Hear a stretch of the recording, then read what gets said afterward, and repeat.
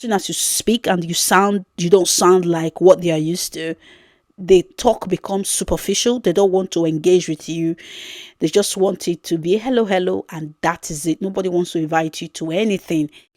Hello, welcome to my channel. How are you doing, my people? So today I want to talk about loneliness and how it is an epidemic that is like affecting so many people, including me, in this modern world. So, personally, myself, I grew up in a family where I have loads of sisters, loads of brothers, but at the same time, looking back now, I can see that even though I had all these people around me, they were my stepsisters. I am from a polygamous home, but at the same time, I was lonely as a child growing up. My mother gave birth to me, myself, and my brother, my younger brother, for my father. She was like the third to fourth wife. And my mother was this kind of person who, God forbid, shouldn't have had children in the first place. All she cared about then, all she cares about even now is her money. You know, she goes to her business in the morning, she comes back late at night. She doesn't care about us, basically. So I and my brother then, we had to entertain ourselves.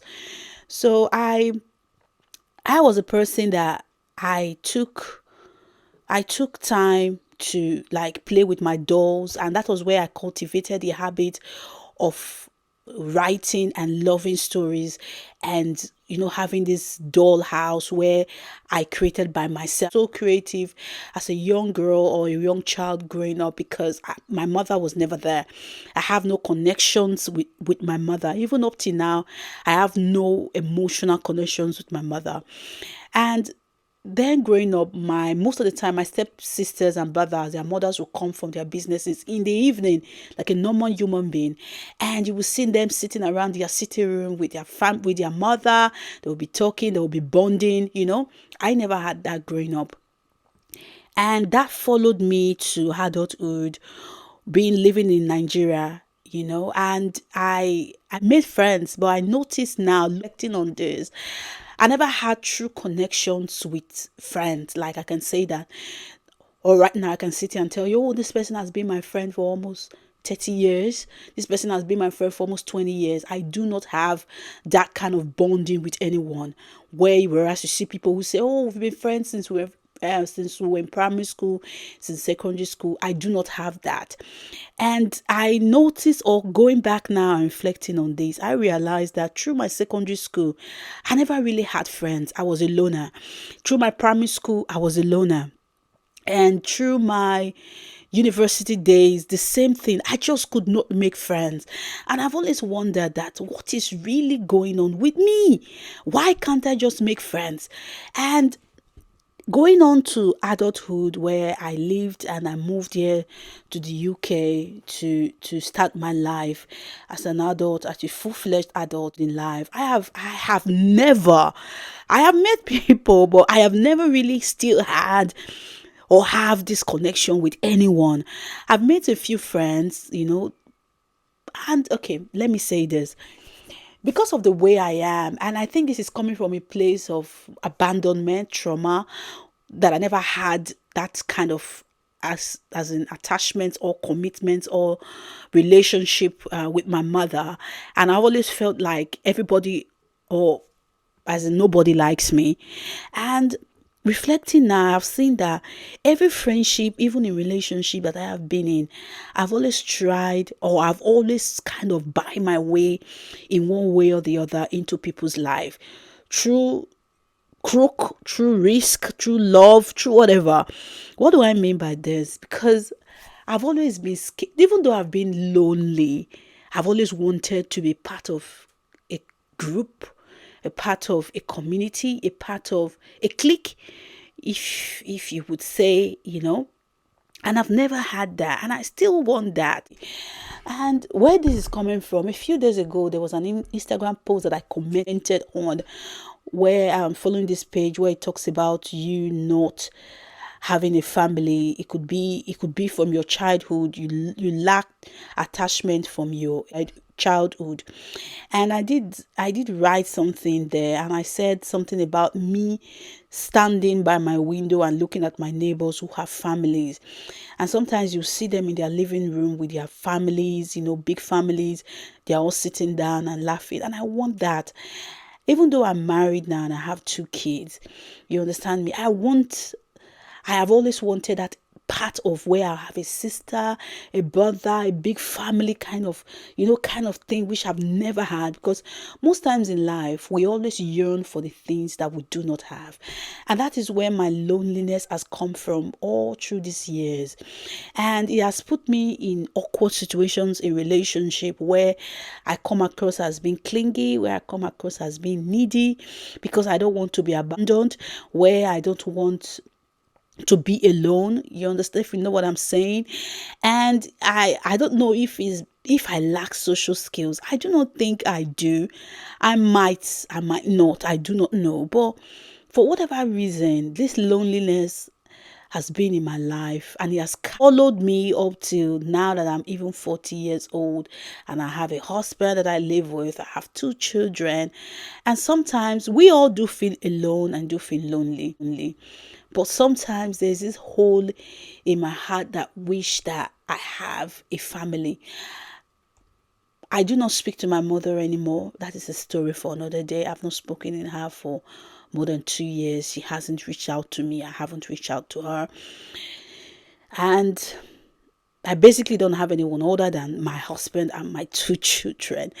And living in the UK, it can be really boring. The UK I've come to realize, is one of the most boring places. When I was living in Nigeria, I didn't feel it like the way I have felt it so far living here. Because in Nigeria, you can actually go out and meet people. You can hang out in your local area and you see people that you just talk with. You can go to church. People are accommodating. People are easy to talk to, because obviously you have your race. You guys are the same everywhere. But obviously, people from when they were children, when they were babies. And it's kind of easy to talk to people. But right here in England, it's not that easy because, first of all, you are an African, not just black, an African black, which, from my opinion, it is a struggle to make friends. It's already a struggle to make friends as an adult, and it is even more struggle to make friends as an African black. Because when you're an African black, even when I take my daughters to school, you just see that people of other colors don't want to talk to you. They speak to you, but it's very superficial.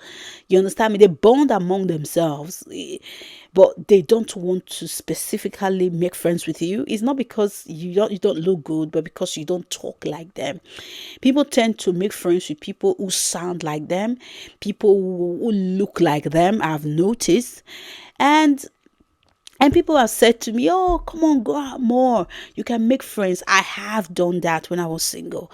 I've joined different groups. I have tried my best to incorporate myself. I have tried to indulge myself, get out of my comfort zone to make friends. And I've come to realize that, like I said, people just treat you differently when you are an African black. For whatever reason, they feel, even the British black, like the black British, they think they are better than us African black. And I tell you this, most these black British, they are of African descent, Caribbean descent, Jamaican descent, and so on. But because they sound like the people here and they were born here, or some of them were brought here when they were children, they act like they are better than you or better than me because I am African black, or better than us African black, which is such a shame and which is such a lie. Because anyway, that is a story for another day. So there comes the loneliness where you are isolated. So go to your local church. Like I said, people don't want to talk to you. As soon as you speak and you don't sound like what they are used to, the talk becomes superficial. They don't want to engage with you. They just want it to be hello, and that is it. Nobody wants to invite you to anything because you do not sound like them. So you see where I'm coming from. My husband is African like me. Initially, I was thinking, okay, maybe I could marry from other, culture, or let's say another race. It's not that easy, like I said. When I'm not saying it's not possible, but it is tricky. Because you might meet somebody that likes you, the family might not want you. Because, like I said, people don't like people who don't sound like them. They feel more comfortable. You know how hard it is for you to say something and people be pretending like they don't understand what you're saying. Like you are okay. Let me give you an example. A former colleague of mine was saying, they were asking, oh, what is your name? And she was like, oh, my name is Virginia. And the lady, the Caucasian lady, was like, what? V? She was like, girl, please, West Virginia. Oh, that is the life that I experience every day, and most of us experience every day here as an African. You see what I'm saying? So when somebody like me do not have family in the UK, and I live here and I have my family here and I'm settled here, how do I make friends? It's such a shame that we live in a modern society that is not modern, is not accepting. You understand? It's just, there's this divide, even among people who look like you but do not sound like you. There is a divide. And that is where the loneliness comes from. Of course, my husband is my husband. But my husband is not a woman. He's my husband, of course, and he has to go to his own job. His place is not to make me happy 100%. He is my companion, but we are not always together. He has his own life. I have my own life. You understand what I'm saying? And sometimes as a person, where we live, you want to speak to people, you want to say hello to people. People don't trust you. Why? Because like I said, you do not sound like them. You do not look like them. And even though you look like them, you do not sound. I know I'm repeating myself.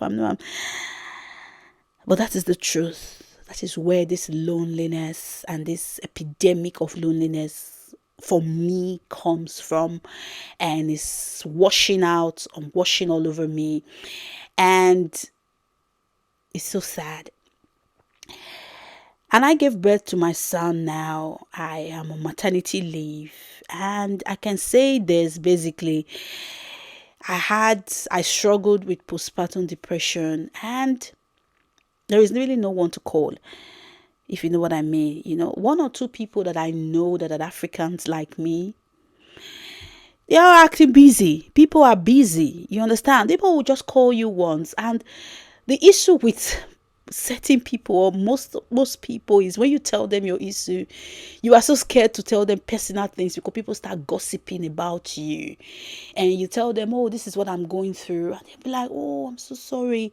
And they don't check up on you. You kind of withdraw yourself. You understand what I'm saying? Because then you don't want to say anymore. You don't want to tell. So how do you make friends when you can't even trust people to tell them stuff? Because nothing is as worse as you opening up to somebody to say, this is what I'm going through. And after that one phone call, you don't hear from them again. They don't care. They just don't care. So you are lonely. Even though you are living in a big city, you are living in a town where there is so many people all around you. It's just lonely. And I am not ashamed to say that I am 40 years old and I'm yet to find my tribe. And a few ways that I've learned to manage my loneliness. And one of it is basically my worth does not come from any other person. Me as a person, I no longer look at myself to say I am worthless because people treat me a certain way, or people don't want to be my friend, or people use me in relationship where I tend to give them information and after that they just elope, and I become vulnerable in relationships and people don't just care. So my worth doesn't come from that anymore. I am not as lonely as I used to be. I am happy. I have time now to focus on myself. I have time now to focus on my future. I have time now to focus. After all, I'm not getting younger anymore. I have time now to focus on how I can build up my business. I have time to focus on my family life and do the things that actually make me happy. So my worth does not come from how anybody makes me feel, or because I don't have my own tribe around me. I just feel like now I know that if it will happen, it will happen. If it will not happen, it won't happen. So I move. That is just the truth. Another way I battle loneliness is just knowing that there are circumstances in life that is out of your control and out of my control as a human being. What I mean by this is this. I You would think that I will be able to make friends. I'm not the best person, but I would say that I'm a nice person. And you would think that people that I know that I've been there for, and I've sacrificed for, and I've contributed to their success in life will be there for me when I need it. But I've come to realize that you would think that you have people until you need people. Then you will know that you do not have anyone. You will know a lot of people, but when you really need people to be there for you, I've come to realize that you cannot determine a relationship and think that they will be there for you, which I used to think. I don't anymore. You would think that when you reach out to people to say, or indirectly say to people that I am sick, I am lonely, I have AG, which I had during my first pregnancy, hyperemesis gravidarum, where I was vomiting all through the pregnancy and sick, critically sick, going in and out of hospital. You would think that I would have a village around me. I did not. You would think that giving birth to my second child, after crying out to people the first time to say, why are you guys so mean? You would think people will be better the second time. No, it was even worse. You understand? So I have learned, and now that I expect nothing from people. My happiness depends on me as a person. And the last but not the least, and how I deal with this loneliness is that no one is coming to save me. That part I have settled in my mind and in my spirit that I am my savior. Nobody is coming to save me. You understand what I'm saying? Nobody. There were times in my life, there used to be time in my life where I used to cry because my mother was mean to me. She never reaches out to me unless she wants something from me. And every time we speak on the phone, at the end of the call, she will always ask for something. Each time I see her call, it is not because she misses me or she wants to be a mother to me. It is because she wants something from me. If she doesn't even say anything at the end of the call, just wait the next call. It's because she wants to warm me up or warm me up the first time. From the first call, and the next call is going to be what she really needs. And there was a time that I used to think, like I said, I was like a sugar mother or a sugar mommy to my own mother. People or somebody who was supposed to love me unconditionally did not love me. Somebody who, if I tell her, listen, mom, I do not have money, she won't call me. I used to cry. It used to get to me. And when friends would not call me that I've been there for, would turn their back on me, would switch on me, it used to bother me a lot. I used to think, what is wrong with me? Am I under a curse? Why? I do not care anymore. You understand? Now I am nice to everybody. I do not attach my feelings. Like I said, I do not expect anything anymore. Nobody's coming to save me. This is my life. And now I walk like I choose the people I want to speak to. And I feel like if I have to make friends again or for whatever reason, I choose. Now I was the kind of person that didn't even know or didn't have the capability or the inner strength to block people, even though they are toxic. Now I am so good at it. I just reflect and I'll be like, what's this person been to me? Nothing. You understand what I'm saying? You are there on my phone. You are there on my WhatsApp. You are looking at my stories every day. You can see that I gave birth to a child. You cannot even say congratulations. You are looking at my story every day, looking at my life like a demon, like a monitoring spirit. And I block you. Why? I wasn't like this. I wasn't confident enough to block anybody from my phone. But now I do not care. Like if I don't even have anyone, I am just good. I am now in that kind of place where I feel so confident of myself to say I came to life alone and alone I shall live. So my darling, balance. And I hope that this video helped you. Can you tell me in the comment section if you have, or if you are feeling this kind of loneliness, what have you done, or what are you doing to get along and to make yourself feel better about loneliness? Thank you so much, and I'll see you. Please don't forget to subscribe, don't forget to like this video, and I'll see you on my next one. Adieu.